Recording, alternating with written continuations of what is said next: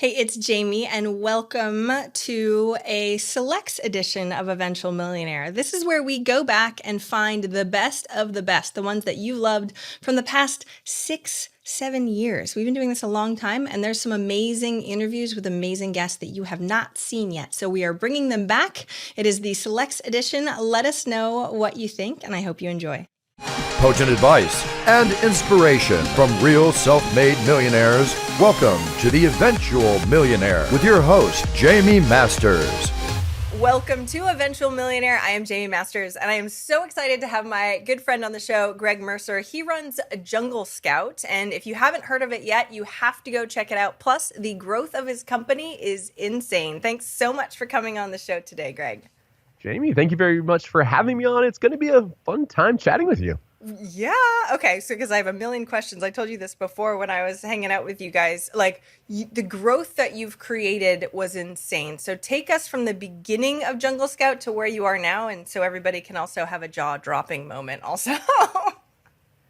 Yeah, I used to work a real job. I quit that to start selling physical products on Amazon. And I started Jungle Scout as like a little bit of like a side hustle or a hobby project. Like my Amazon business was doing quite well. And I wanted to be mindful of not getting distracted, but I did have this need in the software space. So I was like, why don't I just try to create this? Like if I could sell enough of this to break even on the cost to get it developed, I was going to consider it a win.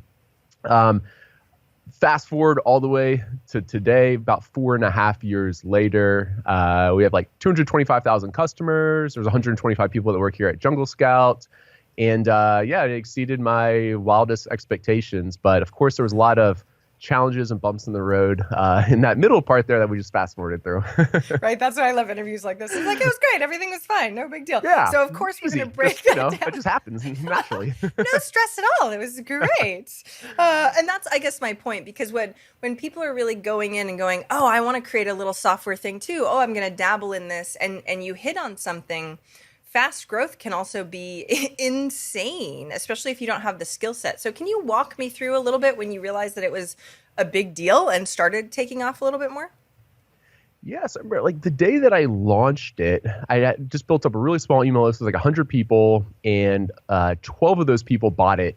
So it's like, okay, like 12% conversion rate from like not really that well qualified email list. I was like, all right, that's actually pretty good, but I don't know if I can really get anyone else to buy this thing. And I acquired a few more customers from a few different marketing channels. I think the first one that started to pick up a little bit of traction was doing actually like webinars and teaching people about essentially like these algorithms and this data that I created around Amazon, how they could use that to help their business. That was the first one that kind of started to pick up.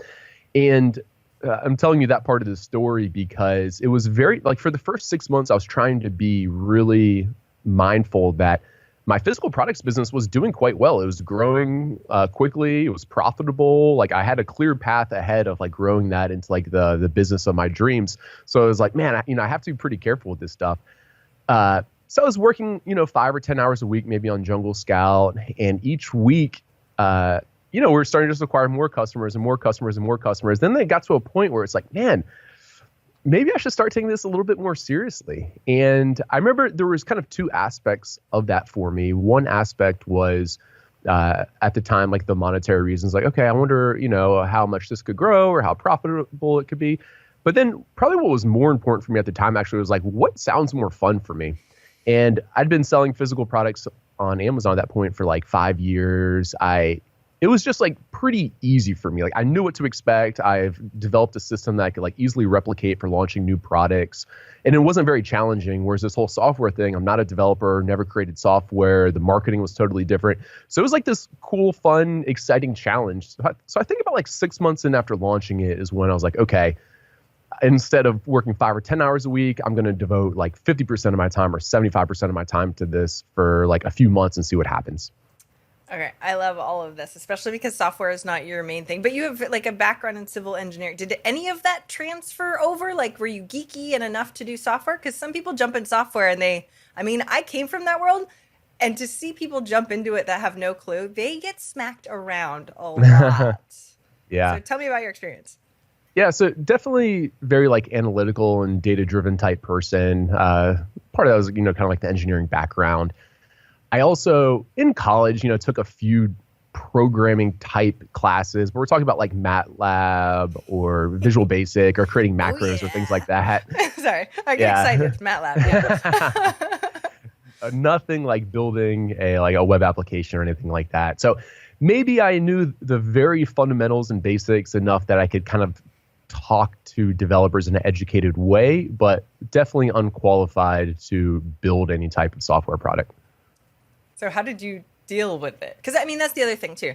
You're like, okay, I'm scratching my own itch. How much did that cost? And then how much when you started realizing, oh, we've got a lot of customers, and now we have to probably be more of a software type company instead of a dabbling type company, right? Tell Right. me about that.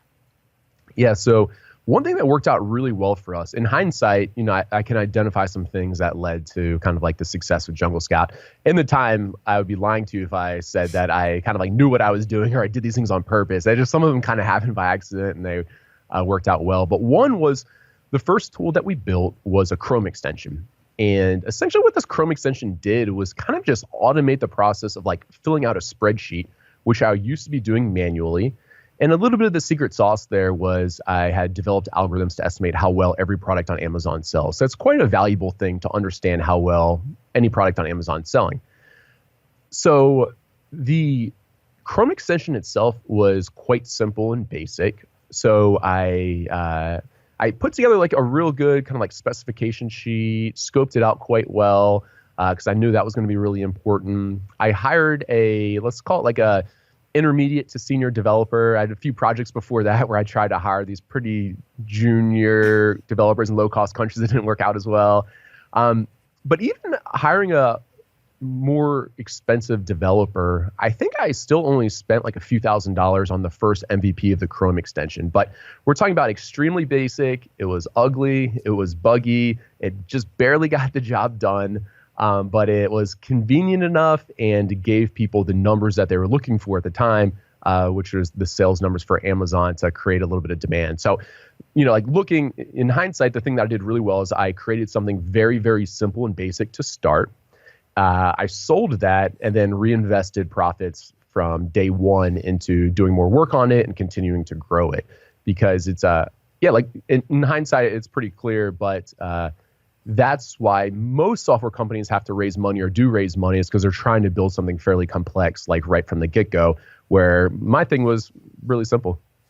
And your secret sauce was really the algorithm. Why even share the algorithm? Wouldn't people be like, "Oh, now you have better data than somebody else. Why don't or sell it for a lot more money?" Or you know what I mean? Why do this? Yeah, I think my whole like entrepreneurial life, I've never really had like the mindset of keeping my business secrets or anything like that. Like I'm a very just like transparent and kind of like open person. And at the end of the day, I think that is like the best way to go because the fact of the matter is all these businesses, they're difficult, they're real work. Like sharing a few little secrets or whatever, that's not like the one thing this person needs, to like for their business to beat mine. The reality of it's a lot of hard work and grind and challenges associated with it. So I don't think I was too concerned about sharing it. Looking back, if I would have sold the data just to like bigger brands and bigger companies that have more money, we probably would have made a lot more money and the business would probably actually be bigger than what it is today. But to be honest, I was just, I didn't know how to do that. Never been in sales. These sales cycles for these larger companies are much different than anything that I knew or was used to. So I just wasn't smart enough. I love that answer, just so you know. I don't know that I've laughed out loud because most people will be like, well, there were reasons why we didn't go down this. You're like, didn't really know. I just kept going. Yeah, I didn't know how to do that. It's too hard. It's too hard. Everyone hates you right now. They're like, you suck. 225,000 customers? Oh, it's too hard. All right. So take me along the way on some of the challenges, because I know everybody, when they hear the beginning, they're like, oh, he sucks. Great. Go him. It was easy. I just did whatever I knew at the time, right? So tell me about some of the really crappy times, especially with that fast of a growth trajectory. I know everybody wants that or says they want that. And then when you're in it, you're like, oh, okay. Fast growth is about personal growth also. So tell me about that. Yeah, I'd say the two buckets of like the majority of my sleepless nights would be, the one bucket was concerns about Amazon and what they thought about this and our relationship with them. So that caused a lot of sleepless nights. And the other bucket would be people problems, and specifically, employees of the company. Because like back then I was like a pretty poor people manager, as a lot of entrepreneurs are. And I'd say like in the early days of the business, we were hiring a lot of individuals that were like really scrappy and generalists and just figured out ways to just like get things done, but maybe didn't have any like specialist skill sets. And we also weren't really hiring people with people management experience. And that actually, it works quite well when it was, like a half dozen people, maybe even like up to 10 people. But after that, not having any good people managers and me not being a very good manager myself, it caused a lot of problems. So it was like just very disorganized and no one really knew what to do. There was poor accountability. And I mean, we were making stuff happen, but it was just this very just chaotic situation that, it was just like, we were just figuring out ways to make things happen, but it was last minute and it was thrown together or whatever else. So I'd say like that, I think, was a little bit of like a challenging point. Let's say like 10 or a dozen people. I remember this happening again when it got to like 30 or 40 people. This time is the same thing. It came down to like management of people. But this time I started to need like a little bit of a different caliber of leader or manager inside of the company. So at that time, we starting to hire some people with management experience, but like they had managed like 2 or 3 people and still like fairly young or inexperienced. And then when it got to like 30 or 40, again, this kind of the same thing started to happen. And that's when I realized I needed to kind of like up level my leadership team to these individuals that they're more like proper VP or C-level leaders who have managed teams of 50 or 100 people before and had a lot of experience doing it. And then that's kind of what got us. We wouldn't have been able to get to where we're at today without kind of like taking that step. So yeah, a lot of just the sleepless nights were in regards to these people management things. I'm so glad you said that, because we're going to unpack that for a while, because as an entrepreneur at the beginning, you just care about sales and marketing. You're just like, can we just make some money here? Can we just figure totally. this out? And even at a handful of people, it's like, okay, we're one quick team. There's only so many communication paths between them. So even if you kind of suck at it, it ain't too bad.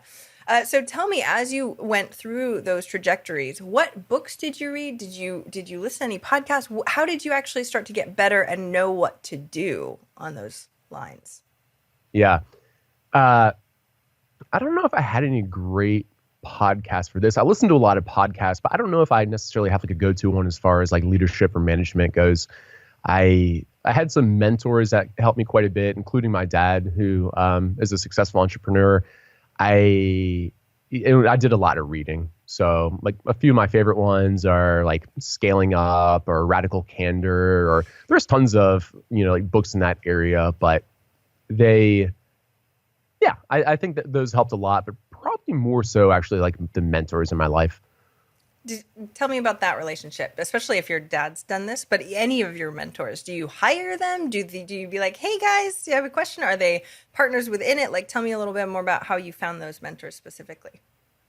Yeah, so I don't have any, it's something I'm open to, but like Jungle Scout doesn't have any formal like advisors that say have shares of the company or anything like that. So these would all be like informal relationships, people that I'm friends with or I look up to quite a bit that have been willing to like give me some of their time to help with things like this. Of course, like with my dad, it's a little bit different. I'm his son, I can call him anytime, but there's a lot of other people too that I would just meet up with. It's like, hey, would you mind getting coffee? Like, I want to talk to you about this type of thing. I also went to a number of different masterminds or kind of like offsite meetups for that type of thing. And a lot of it, I think, was just interacting with other people in similar situations and hearing what's worked, what hasn't worked, how they got through that. So I'd say it was just like a combination of all those things I just named. That's sort of what it is, right? It's all this all over the place. Who knows what thread went where and how we actually got it to here where we are now. And when we go in hindsight, it makes it more difficult. But I bet, and I'm wondering, when you grew up with your dad, who is a successful entrepreneur, and one of the things that we found on the show is that you're more successful younger if you had entrepreneurial parents, right? So you Hmm. failed faster. Like, tell me about your journey growing up as a kid whose dad was a successful entrepreneur. Did you always know you wanted to do it? Did you learn from him when you were little? Yeah, great question. I think I've like had the entrepreneurial spirit my whole life. If you ask my mom that, I think she would tell you the same thing. I grew up with two brothers, and uh, neither of them started their own businesses or entrepreneurs. And I think just like my whole life, I just had more of this like entrepreneurial spirit. I was always wanting to like sell things, or I started a few little businesses when I was younger that are kind of interesting. Ooh, But wait, what are they? What were kind of interesting? I want to know what you well, did. my favorite one was I was 14 years old, and I had this before there were electric scooters. There were these motorized scooters called GoPeds. I don't know if you ever remember these or saw them, but I couldn't drive yet because I was 14 years old. So both myself and a lot of my friends had these GoPeds, and they're gas powered little scooters. And I was like, man, it'd be really cool if there was a way to put like a key on here so that no one could just walk up to it and start it and like ride it away. So I built this little key system. And it worked. I sold a few to my friends. And like I said, I have had like this entrepreneurial spirit. So I was like, man, I should start selling these to GoPed stores. So I was 14 years old. This is why I love this story is my marketing channel was, if you went to GoPed's website, they didn't give you, I mean, this was kind of before email was very big, but there was no emails on the site, but there were phone numbers, fax numbers, and like the address.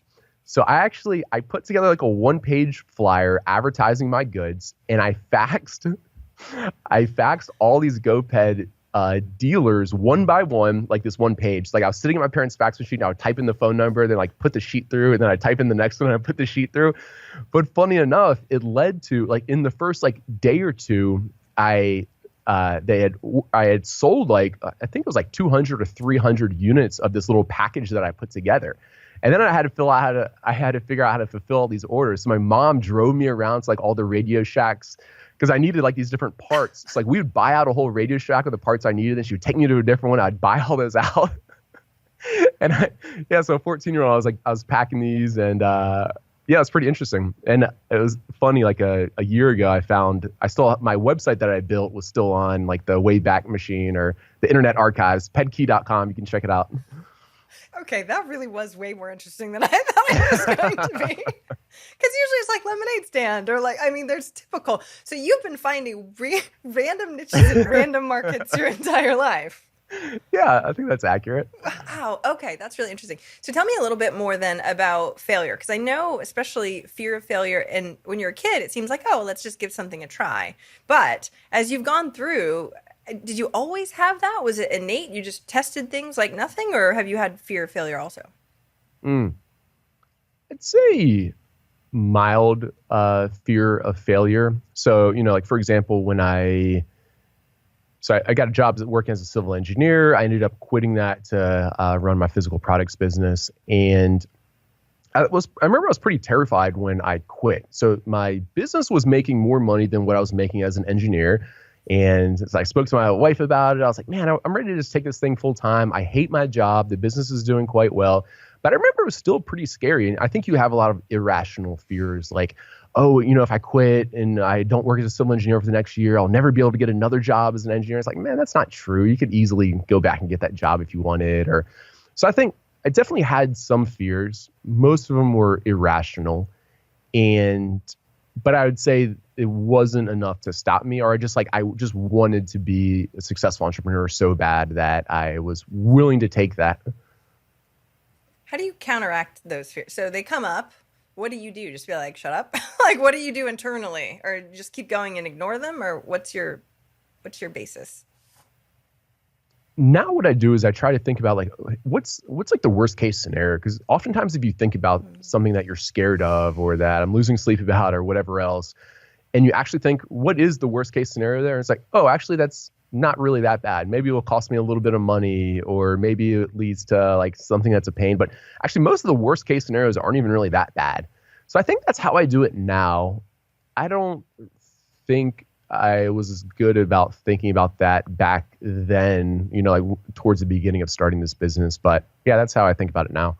So I do this too. I remember when I quit my job and I was like, I'm going to end up in a van by the river, right? Like, cause that's Yeah, what the thing is, right? And then you go through the 17 steps and go, my mom would probably let me stay at her house. I probably don't have to sleep in totally. a van by the river. Did you actually like write it out, or you just went there in your mind? I just want to break it down, because when people get stuck in that, it seems so simplistic for some, not simplistic, but it seems easier for you than it is for most. Most people get stuck in a loop on what that fear of failure is, and they keep going to that. And it seems like you can get past it really quick. So that's why I'm asking. What'd you do? Right. I think that's probably a little bit of my personality type, like fairly optimistic about most. Oh yeah, I'd say actually I'm very optimistic about just life and everything kind of in general. I don't write the fears down. It does help me to talk to someone about it, but to be honest, I'm not really that good at that. A lot of times I'll just like think about it through like loops in my head, but I do know that if I speak to someone about it and like try to describe the fears to them, even actually just saying it out loud, actually probably if there even wasn't someone that you were saying it to, that's probably when you were like, oh, actually these fears aren't that big of a deal.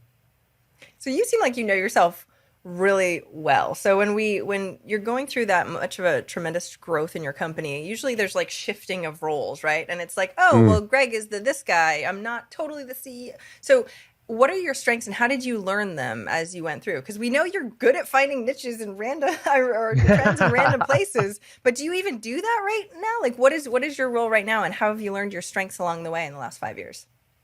Yeah, I'd say in the past, I'd say years, when I feel like I stepped into like a proper CEO role. And a big piece of that is hiring like a full executive team. So I have a full C-suite or VPs underneath of me that run their respective areas.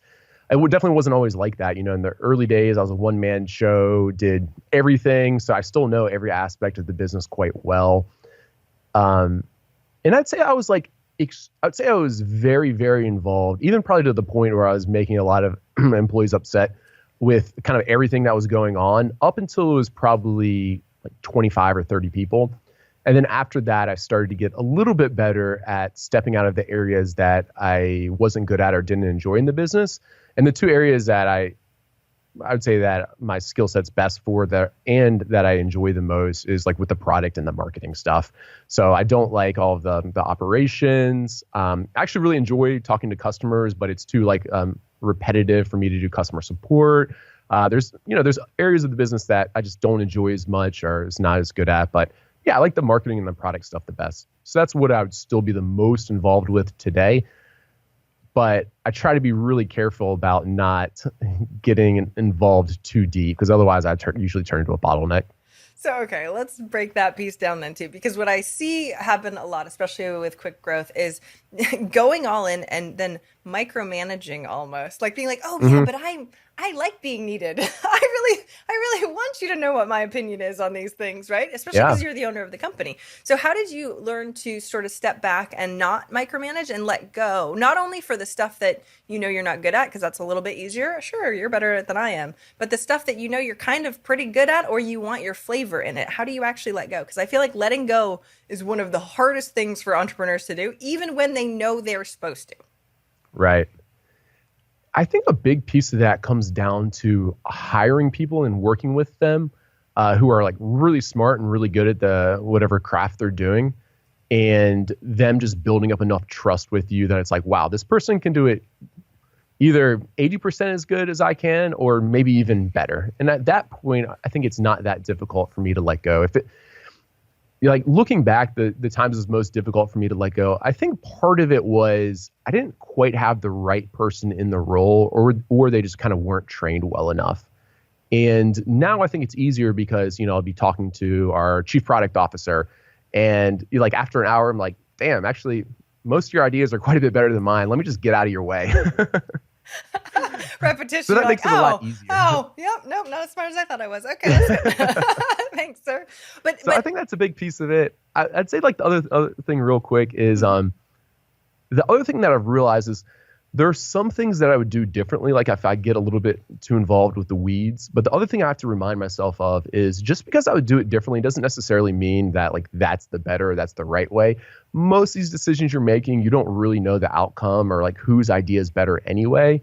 And so I think that's part of it too. I think like, man, I would have done that a little bit differently, but actually have no idea if that was even the best way to go about it. Right. We just think we're really smart in our heads. No, I bet mine would have been Yeah. better. Of course it would have been better. That makes my ego feel really good. So tell me about the hiring. So I feel like that's another key piece that you've learned a massive amount on, because when people come to me, they're like, well, is it me because I'm a bad manager? Is it my employee because maybe I hired wrong, but maybe it's them. Maybe I'm not giving them enough training. There's so many nuances in gray area. So can you give us any tips or anything that you have to be able to help somebody listening going, I feel ya. I wish I could trust the system and back away and know that they're better, but we're not there yet. What do I do? Yeah, I think so much of it's about like the recruiting and the interview process, right? And it's an easy trap to fall in. I've been very guilty of this in the past too, being like, oh, I'm too busy, so I don't have time to do more interviews or more recruiting or whatever else. But that's really kind of the make or break point, like when you're doing the recruiting and the interviewing. So, I'd say just be very diligent, be very, just methodical about it. Make sure you're doing plenty of interviews, that you have enough candidates. Because most of my, I think like poor hiring decisions are the people that didn't work out. Sometimes actually I just thought the person was going to be better than what they were, for some other reason didn't work out. But a lot of them were probably just too rushed. We're like, man, we really need someone in this seat right now. Like we're underwater, whatever. And when we try to kind of like rush someone into that role, whereas the ones that have been much more methodical have a much higher percentage of working out. And then the other tip I'll give to this is applicable for the listeners who, have small business, only a few people working for them. But another real game changer for me was hiring a in-house recruiter. So prior to that, most of the time it was me, but otherwise it was like the hiring managers. Like our marketing manager would be doing the recruiting and the interviewing. They would have to do their own recruiting. And that was a big piece of it. And what happens is same thing, like they're busy, they've spent like 20 hours doing recruiting or like going through resumes and doing the interviewing and whatever else. And they're kind of just like a little bit burnt out. They're like, man, I don't know if I'm going to be able to find someone better. But the reason that hiring a recruiter really changes the game is now for any job opening we have, like there's just an endless pipeline. Like we actually have 2 recruiters now. They're both really good. So no one ever feels like, oh, if I turn this person down, that there won't be more coming. It's like, you can just say no 100 times in a row and they'll send you 101st candidate, So that just is a huge game changer, because then people don't just kind of like settle for someone because they're kind of sick of recruiting people. I'm so happy that you said that. Everybody that's listening is like, you suck again. You have 2 recruiters, but the life's point way of the easier with 2 story, recruiters, right? Like, how amazing is that? The point of the story is that, or to me, for interpretation for all the people that have a lower level, is that's exactly what happens. It sort of gets put on like the 3rd piece of your priority list, and because you start like going, I don't know, right? The idea of always having someone on, exactly, and you got a whole bunch of other stuff going on, like it's too much, right? And so because even though you know that the person you're going to hire, if they're good, will actually help you, it's the massive upfront cost, right, of time and energy and that sort of thing. Right. But your attitude of going, can you just imagine just having qualified candidates just coming through the door? And you can systemize a lot of that, people, so you don't need a recruiter. You can systemize so much more than what they're probably doing on their own right now, just so you guys know. But it's freeing to know that you can build the company in the way that you want, instead of going like, well, I can take what I can get because that's all I can afford or find or whatever it is. Because there's amazing people in this world, as I'm assuming you realize, right? Right. Even if I were to do it all over again, back when we were like 3 or 4 people, I think, especially for a little bit more important roles, like even just like a marketing manager that was going to manage my, like 3 people on the marketing team or something, I would actually probably, if I were to do it all over again, hire a recruiter even for some of those roles. Like recruiters are quite expensive. Like I'm talking about like a contract recruiter, because they usually take 20-30% of the first year's salary. So it actually is a lot of money, but it's just so important to get these good candidates, and they save you a lot of money. Save you a lot of time. Or the other thing that I would do if I were to do it all over again is hire kind of like more of like a VA type role in the Philippines or wherever else that was like relatively low cost, and just have them do kind of like the recruiting or the outreach for me, because that really is like a very important part of it. And you don't obviously have to have a full-time in-house person to, do the recruiting. I love this. And I just feel like people sort of, because it's not their strength, put it on the back burner. And then as the company's growing, because they're focusing on sales and marketing, they're like, yeah, this is great. Oh, shoot. And then the hiring just sort of is the last thing. And that's, the huge fuel that, 225 people you said over 4.5 years? Or no? Oh, there's 125 people that work at Jungle Scout now. 225,000 customers, that's what it was. 125 people in 4.5 years. Right. So yeah, we've probably hired maybe 175, between 150 and 175 people probably. Thank you for saying that. Thank you for saying, we didn't get it right every single time. Good to know. No, we definitely didn't. How did you learn to fire fast then? And were you the guy that was always like going, yes, they need to go? And were you good at hiring fast? Or give me some tips on that. I think I'm better about it today, but I'm still like a little bit of a softie. I like just care about people's feelings and emotions too much, and these people become my friends quickly, and I feel bad about it. About their families or whatever else. It's like a really hard thing to do, right? I think a little bit of the turning point for me was, we fired like one person, and people were like, oh yeah, no surprise, and then 2 and 3, and then after you kind of like get down the road a little bit, it's like every single time, the rest of the team is essentially like, what took so long? Or I saw that coming from a mile away. So it's like, wait a second, like everyone else on the team thinks they should be fired. And like, I'm so worried about them being like, oh, now this is an unstable place to work or whatever else. But what it comes down to is high performers don't want to work with people who aren't carrying their weight or are low performers. It's like it's like for 1 minute, they're like, oh, that person was fun to go to happy hour with. But thank God we'll get someone in here that actually does their fair share of work. And like everyone gets over it so quickly. I was like, wow, there's actually nothing I have to worry about here, that all of the best people in the company don't mind at all about people getting fired, and they actually like it. And that's actually like how we retain them. So after I kind of made that realization for myself, I think that's when I'm now like a little bit more critical about it, and I'm more easily able to put my like feelings and emotions aside about it. I love this. Okay, give me process or tips on what you're actually looking for in the deciding factors of hiring. Do you do key indicators? Do you do like reports, quarterly reports? Give me a little bit more about how you make that decision. Because if everybody else knows, how do you find out as soon as they do, right? Yeah, that's a really good question. And it is fairly difficult, right? I think that's like one of the challenging things is it's like, man, is this person going to be good? And like, they're just learning a little bit slower, or like it feels easy to always kind of make excuses why it's not quite working out yet, because almost every time there's been a few instances where it was just very, very clearly it wasn't a cultural fit, or like for some other reason, like we screwed up and we knew it within the first week. There's been like a few of those, but most of them are like, this person's decent, they're just quite a bit worse than other people doing a similar role. You know what I mean? And those like the little bit harder ones, because it's not as just like clear cut. So yeah, I'd say it varies quite a bit by the role or what the person's doing. Like now we definitely lean on the managers to kind of be thinking about those things or making those decisions. Let's see, how else do we kind of, or I'm trying to think how else I've kind of like thought about it in the past. I guess like after you have multiple people doing the same role, it usually becomes really clear. It's like, wow, this person is able to, get twice as many backlinks as what this person is. Or like, wow, this developer, gets 3 times as many stories done as the other one. But like when it's only one, it's a little bit harder, especially if you're not great at that particular skill set. So I don't know if I have any secret tricks or hacks or something like that. I think a lot of it just comes down to judgment and working with them. How much of a chance do you give them? Like if it's not that clear cut where you're like, I know I'm asking you questions, you're like, crap, Jamie, I don't know. But when you look at like how much time you give them, is it like, are we talking about a month, 2 months, 3 months for the training side to be like, okay, or are we talking 6 months to a year by the time you're like, okay, this is not really a fit? What's your hire fast, quote unquote, metric?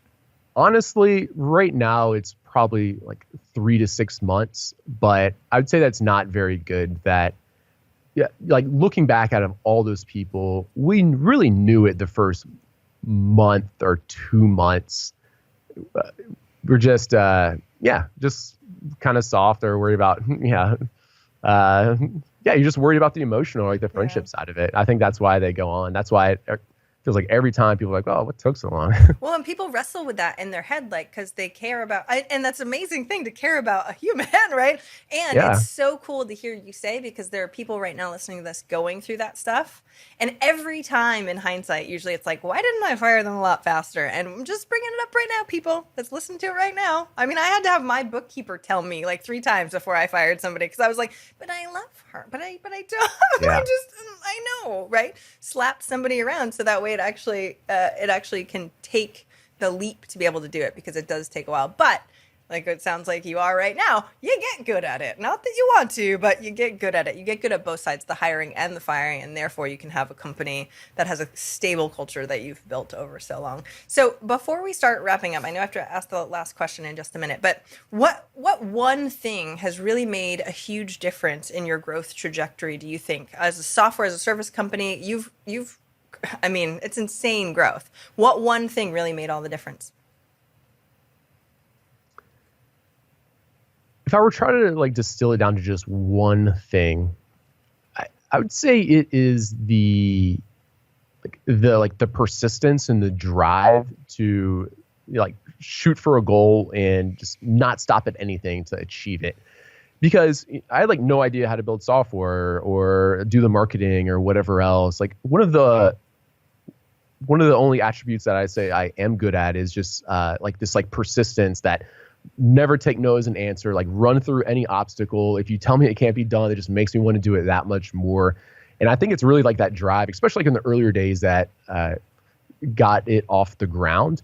And I'd say like we're trying I think I've done a pretty good job at like instilling that same culture all throughout Jungle Scout. So yeah, I think everyone has the culture, or like the mindset of like, no, we can definitely do that. Like maybe it doesn't look like it's feasible on paper or whatever else, but we're just going to find a way to make it happen. And I think it's like a really special thing for a company to have, and really important, because the human spirit is a really incredible thing, that you are able to just make things happen when it doesn't seem possible. Like if your back's up against the wall.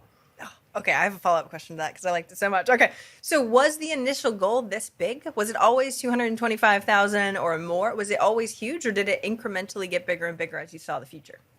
Incrementally got bigger. I think I've set a goal and achieved it for like Jungle Scout success a whole bunch of times by now, which just goes to show that I guess I need to set my sights higher.